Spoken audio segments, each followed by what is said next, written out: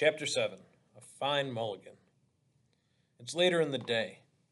From the position of the sun in the sky and by what Pop calls my internal timekeeper, I reckon it to be about 6 in the p.m. Time for dinner. Cap has dragged out a pot. He starts sloshing the water I just lugged in, an old galvanized pail from the nearby creek he pointed out to me. When it's half full, he hangs its handle on an iron tripod over the fire in front of his shanty. This fire, burning brightly, has been made using wood so dry that no telltale smoke is rising up from it. The wood stacked around it has been just as carefully chosen. No wet logs whose moisture would turn into thick clouds of water vapor like Indian smoke signals I saw in a Western movie. Cap sits back on his packing crate. That fire, the pot, the water in it, and a handful of salt is all that he plans to contribute. Pop reaches into his pocket and pulls out 3 potatoes. "All right," Cap says. "Earth apples is a great start." Fine, firm spuds, like the ones he produced earlier in the boxcar to add to the professor's little frying pan. The rest of those given him by Miss Euler. They're good-sized and solid and red-skinned. Pop doesn't peel them, just cuts them into chunks with his knife and plops them into the pot. Another beau comes up to join us, holding something green in his hands. He leans toward the pot, but Cap puts his hand up to stop him. "Show us what you got first, Shorty," Cap says, which is a good idea. I have, in the past few months, seen one Mulligan stew nearly spoiled when a half-lit rum-dum beau tried to pour in a double handful of smelly dirt. "Greens," Shorty says, opening his palms. Green wild onions, just pulled. Washed 'em good, Cap. Real good." Cap gestures toward the pot, and Shorty dumps in his contribution. One by one, others add to the stew. Assam Dart is among them. He hands Pop a number 2 can of 20 ounces of kidney beans. The next man contributes a good-sized turnip that Pop cuts into thin slices. A number 3 can of sliced tomatoes. Then 6 carrots. Mulligan is already smelling heavenly to me, though I suspect with the appetite I have worked up from not eating all day, that boiled shoe leather might have also seemed appetizing. But it's not yet finished. Cap reaches down under his crate and pulls out a bag of flour. "Thickener," he says, stirring in a couple of sizable scoops with a big spoon he also produces from under his wooden seat. "Would a bit of meat be welcome, good sirs?" a familiar voice asked from behind me. "Courtesy of my sibling's eldest offspring." I turn to look at the professor. He is holding up a ham hock, displaying it as if it were some sort of prize, which, of course, it is. Every one of the 7 of us gathered around Cap's fire expressed their assent. "You bet.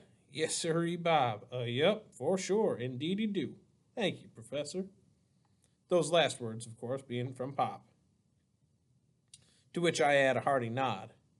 The ham hock boiled into the mix, the stew seems all set. But Cap adds a few more surprises in the form of spices. Like a magician pulling a rabbit from a top hat, he makes pepper and dill appear and artfully stirs them in. My mouth is watering.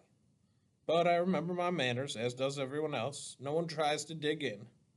Finally, after half an hour has passed, Cal raises his wooden spoon like a baton. "Time to test her," Cap rasps. He dips the big spoon into the stew and then, to my surprise, holds the full spoon out to me. I blow on the spoon and take a taste. It's so good I feel as if I'm about to faint. Somehow I manage to hand the empty wooden spoon back to our gray-bearded cook without gnawing on the wood. "Well, young feller," he says, "what be your verdict?" I hold out both my hands and do a double thumbs up. "All righty," Cap says. "Time to chow down." Everyone starts to lean in, except for Pop and me, whose lead I always follow. "Hold your horses," Cap says. He pulls out a series of mismatched cups, some chipped and cracked, some but serviceable. "Wash 'em in the stream once you're done," he states. One after another, Cap fills the cups and passes them out. Each of us refills our cups more than once until the last of the mulligan is gone. We'll clean the pot for you, Cap, Pop volunteers. Thank you, Will, the old man says, beaming a gap-toothed grin through his whiskers. You are a blowed in the glass bow, for sure. I have to smile at that compliment. It's the highest one knight of the road can give to another. To be called blowed in the glass means being recognized as true blue, someone you'd trust with your life. We'll take all those cups, too, Pop says. Right, Cal? I nod and collect the cups. They're already near as clean as anyone might get them, from using not just spoons but index fingers to scoop out every last drop of the mulligan. We shoulder our bindles as we stand up. It's not likely anyone would steal them while we're gone, but a beau who takes it for granted that everyone else is honest as he is a beau who believes in mountains made of rock candy. Despite the dark, which never bothers Pop or renders him near blind like most men confronted by a lack of light, we make our way sure-footed back to that little brook, which I hear babbling 50 yards before we reach its edge. We have emerged from the shade of the trees, and with the light from the moon, it's brighter here by the water, near as easy to see as if it was day. The creek is no more than a few feet deep and 10 feet wide. There's a flat rock by a small waterfall, where I filled the bucket during my first trip to the stream. I kneel on it and rinse out each cup, after Pop has scored it with wet white sand from the creek bed. Last of all, I lever the heavy pot, almost too big to lift, into the swift flow. I hold the handle with my left hand and run my right hand around the inside of the pot. Then, dumping out the water, I give up the handle to Pop, who lifts the weighty pot effortlessly from the brook. He piles the 7 cups carefully into the pot, then instead of starting back to the jungle, he sits and leans back on his bindle. I'm glad of that. This is a peaceful place. The music of the little stream is nearly as soothing to my ears as the rhythm of a boxcar's wheels on rails of steel. I could close my eyes and fall asleep here, secure that I'd be safe with Pop by my side. I'm also glad because Pop sitting down means he is ready to talk. Maybe he's finally going to answer those questions that have been buzzing through my brain like bees most of the day. Pop stretches his bad leg straight out in front of him. He rubs his knee with both hands. I'm sorry to see that. It means it has been paining him. He never complains, but I've seen how his lips get tight when he does that. So, he says, straightening back up, where was I? I do not venture an opinion that was not a real question, just what Pop says when about to start speaking on one topic or another. Where do I begin? Another question that isn't, so I wait. Well, Pop says, you know a good bit of it already, what happened, that is, which leads us to where we sit at this moment in time. It's just you don't know what my story was, which, so to speak, is also your own. When my father begins talking in this roundabout way, it might be frustrating to some. Luckily for me, I am used to it. It's the way he might begin if he were to tell me more about over there in the Great War. I take his verbal maneuvering as a good sign and settle back farther. I am talking, Pop finally says, about my family. Our family. Your great-great-grandparents. They were full-blood Creek, as were my own parents. One of the 5 civilized tribes, forced to leave our homelands in Georgia, leave behind a good-sized farm where they had hundreds of acres of crops, herds of cattle, and a fine living. Leave for no other reason than they were Indian and white men wanted their land. Sent to Indian Territory, which is where I grew up as Will Blackbird. Blackbird, not Black. That is my real last name and yours, too. Blackbird, I'm thinking. I actually like that name better than just plain Black. Somehow it seems more right for Pop and me. But something else is happening. As Pop talks, I'm finding myself somewhere else. I'm seeing people dressed in old-fashioned clothing. Men and women and children, people with faces as brown as Pop's. Those people are calling out to one another in a strange language. I almost understand. Men in uniforms and carrying long guns are pushing us out of our log cabins. Fires are burning. We're being driven from our homes. I shake my head and I'm back sitting by my father's side. The light from the half moon is throwing a shadow across his face. Around us, the forest is a dark haze. The sounds of the stream and the calling of night birds from the trees make this all seem very as much like a dream as the vision I just had. Am I really here? Am I awake or asleep? Is my father, who I thought I knew better than any other person in the whole world, actually telling me this? He actually is an Indian? Why have I never heard this till now? Instead of answering my questions, he's just adding on more. I have to ask something now, one question in particular. A question that's beating its wings like a bat stuck inside my head. Why, I say, why didn't you tell me? Pop turns toward me. Because the moon is in the sky behind him, it casts his whole face into darkness. I can't see his eyes or his lips moving as he speaks. We did it, Pop says, your mother and I, to protect you. If any of the confusion in my head can be seen on my face, I must look as uncertain as a deer caught in the headlights of a car. Pop reaches out to grasp my shoulder. I know, Cal, he says, it's a lot to have to take in. I nod. Thing is, Pop says, it's not easy being Indian. People look at you different, treat you different. This may be the land of the free and home of the brave, but when you are seen as a brave, you are a lot less free. I know Pop means that as a joke, but it's not really funny. I just nod again. There's too many out there who think Indians are stupid and backward, worthless drunks, dirty and uncivilized, he says, his voice soft. It's not much different from how they see a man who's black. I wanted to get you away from that. No matter what you do as an Indian, you're never as good as a white man. In their minds, it is only white men who are created equal. Not long ago, if you were Indian, you couldn't vote. But you could fight for this country. Indians weren't even American citizens until 1924. But if people think you are white, it's different. White men have all the rights. If our family could pass, if you could pass for white, there might be no end of opportunities. I've seen how black men are treated. Seen it more times than I'd like. I believe and always have tried to live by what Pop has told me ever since I could understand words. We are all the same under the skin. One man's blood is just the same color as the next man's, and you can never judge any person or anything by how they look on the outside. Some of nature's deadliest creatures are really pretty to look at, like the black widow spider whose bite is poison. That's why when I joined the army, I kept quiet about being Indian. I would have been treated different, that's for sure. I just told people who asked why I was so tan that it was my Italian blood. Pop chuckles. Not that I had any. Did Mom know? Pop smiles. I was never able to hide anything from your mother. The second thing she asked, right after asking me to marry her, was about that. Except it was more a statement than a question. Sort of like her proposal. You are an Indian, she said to me. Just like that. Pop shakes his head, looking off to his left as he does when he remembers things. Your mom had a gift, Cal. Seems like you have it too. She had this way of knowing things no one else could know. Sometimes even seeing things before they happened. So I had to fess up to her about how I was passing for white. Pop stays quiet for a long time. What did Mom say then? I finally ask.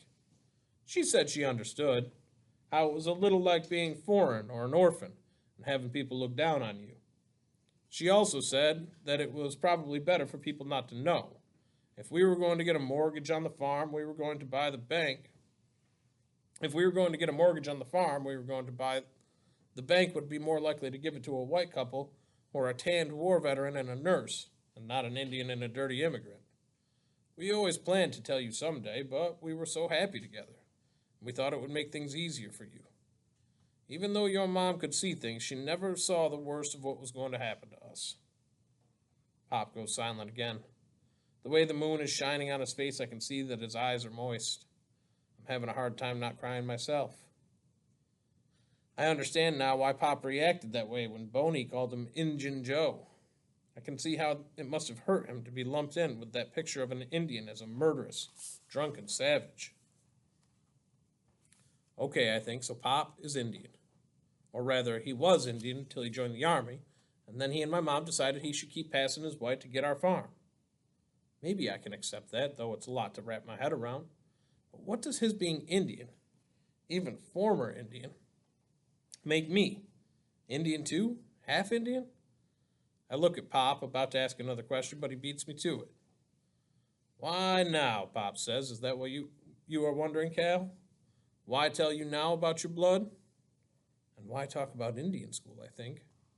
Pop nods. I suspect that nod is as much to himself as it is to me. Somewhere back in the forest, an owl hoot-tools. Pop cocks his head in that direction. Pretty soon, another owl answers farther off to our left. I've always liked hearing the call of an owl, though it can startle you some. That's what it's meant to do if you are something small, like an owl likes to eat. Make a mouse jump, rustle the leaves enough so an owl can swoop in on it on silent wings and grab it. My grandpa, Pop says, told us that an owl calling like that might be a bad omen, a warning that something bad was about to happen. At Chilagi, they taught us that an owl was just an owl. Pop shakes his head. Chilagi, he says again. Ha! You should have heard the stories the older boys told us about owls and witches when none of the teachers or disciplinarians were around, especially the Cherokee boys. Those scary stories made you pull the covers over your head once you were in bed. Mason Bushyhead, he was an Eastern Cherokee, 15 years old. He told us little boys about something that happened in House 4, the dorm where the younger boys lived back then. It happened back when he was my age, which was 8 at the time. He said something woke him up in the middle of the night. It was the sound of someone eating. He peeked out from under his covers, and what he saw chilled him to the bone. There was a green light hovering over Charlie Cornsilk, 4 beds down from him, and he could see a shape floating in the middle of that light. A person it was. And that person was holding something bloody in his hands and chewing on it. Then that witch, for that was what it had to be, reached a bony hand down, shoved it into little Charlie's side, pulled out another piece of his liver. Mason said he screamed then.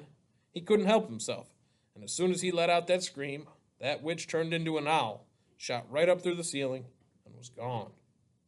His scream woke everybody up. They lit lanterns, but there was nothing to see, except that Charlie Cornsilk was real pale and sick, and so they took him to the infirmary where he died 2 days later. Pop goes silent as soon as he finishes that tale. He's told me other stories in the past, but never one like this. Most often they had been tales about animals acting like people and doing foolish things, not Indian boarding schools or witches. It was like hearing someone else other than my father talking. Even his voice as he told that story was different. It scared me because I found myself in that dormitory as my father was talking.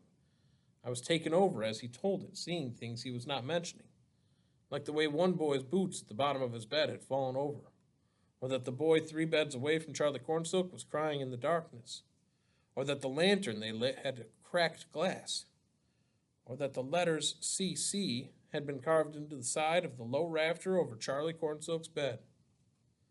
Pop shakes his head. I don't know why I told you that story, Cal. Didn't even know I remembered it. Funny how things come back to you when you start talking about the past.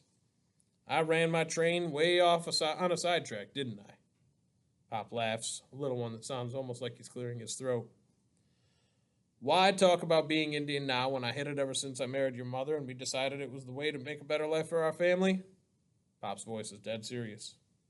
Son, it is because of where we are now. Just look at us.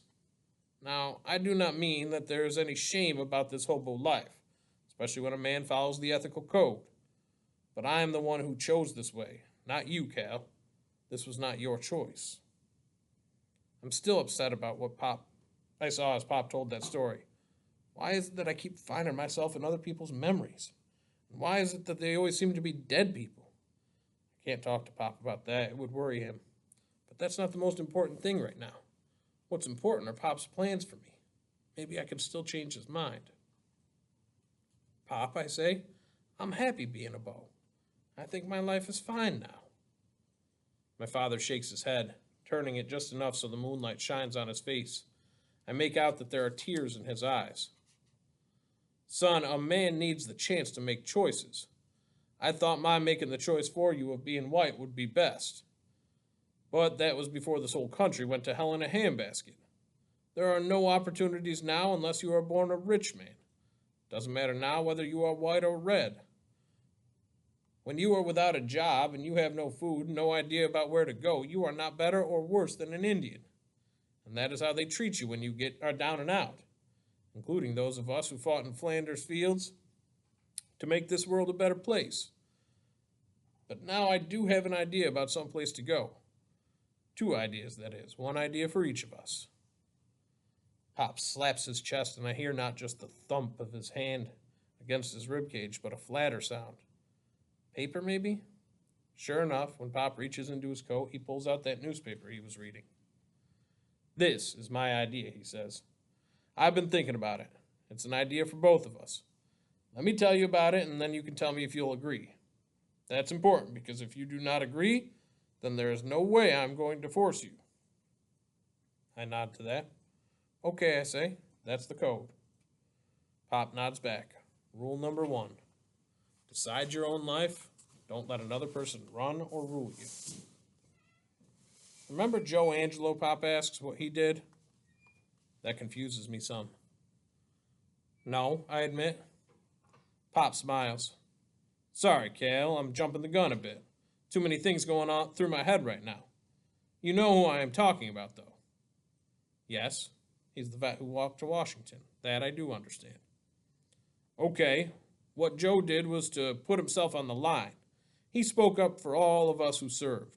Spoke up about our bonuses. But he wasn't the first to do that. Last year, back in December, a bunch of men went to Washington and staged a hunger strike. Then this priest from Pittsburgh led a whole army of jobless men to agitate for help for the unemployed. And now Pop raises his hand and makes a circle. There's talk of more of us going there. From a man named Walt Walters, a veteran himself. His idea is that we can be an army of peaceful warriors, asking that the Congress and old President Hoover treat us fair and square and give us our bonus money. Pop's eyes glisten in the moonlight, as if lit by a fire from within. Think of that, Cal. Thousands of men camping out in the very heart of the nation, asking the nation to open its heart to those of us who fought for freedom. And if we do get our bonuses, Pop puts his hand on his pack where his old compensation certificate is carefully stowed away, then I'll have enough money for us to get a little place of our own, and a good life, a federal mortgage, vocational training. All that could happen. I could get us a house, really settle us in again. Part of me likes the thought of that. The bonus money coming through, a whole $1,000, us back on a farm of our own. But part of me is wondering if that is really possible. Young as I am, I know that President Hoover has a heart of stone as far as poor folks and veterans go. All he cares about is the rich. No matter how many men go to Washington, he is not going to change his stripes any more than a hyena is going to change into a horse. I can't say that to Pop, though. I have to repeat what I said before. I like being on the road, Pop. It's aces being a beau. I like being with you. We already have a good life. Pop looks at me with a bit of surprise. That was a long statement for me to make. He reaches out and pats my foot. Cal, he says. Cal. Then he sighs. You are going to be a good man, son, but our life is not good right now. We are getting by, but that is about all. This is not the way I'd choose for you if it were up to me. Now, I did decide to lead this sort of life after I ran away from Indian school the last time. Riding the rails was freedom to me. About the only freedom I could imagine for an Indian kid with no family. And then it was the Army. But when your mother and I met, when we were able to have a place of our own, when we had you, son, that was a good life, and I want us to have it again.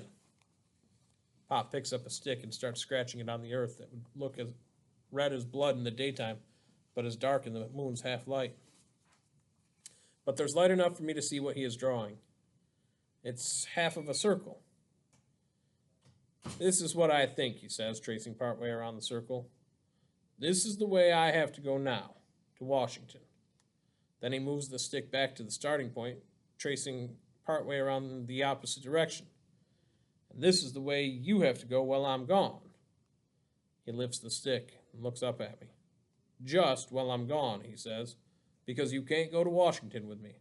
I'm not saying it'll be dangerous, but it'll be an army, and you are not ready to be part of any army.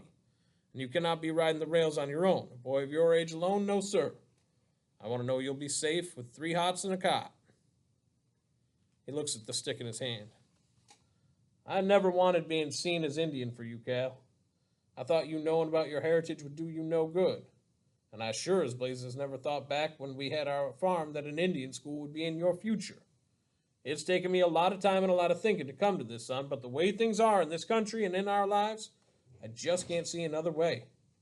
If there was any other road, I'd take it, but I cannot think of any place other than old Plainsview that would give you not just an education, but also food every day and a roof over your head. Pop pauses. Then again, he says, you will also be joining a sort of army there. You'll get you a uniform and learn military discipline, he chuckles. One thing they teach you for sure at Indian school is how to answer the bugle and march in formation, just like soldiers. Having a uniform and being like Pop was in the army sort of interests me, but it is still far from anything I'd choose if it was up to me. Pop turns back to the shape he scratched in the dirt. Anyhow, Cal, it won't be for that long, he says, just till I am done in D.C., and I can come back to get you. Coming back to get me. That's the first totally good thing I've heard in everything Pop has been telling me. But for the first time in my life, a part of me is wondering if I can trust him. I've never mistrusted my father before. Now, though, I just don't know. Pop looks at me. I have no doubt he is seeing the uncertainty on my face as obvious as a question mark painted in the middle of my forehead. Now look, he begins moving the stick on the one side and then the other of his rough drawing, completing the circle. See how the two halves come back together again? That's us, son. We'll just be apart for a while. I opened my mouth to say something. I'm not sure what. But whatever I was going to say is forgotten as soon as we hear the gunshots.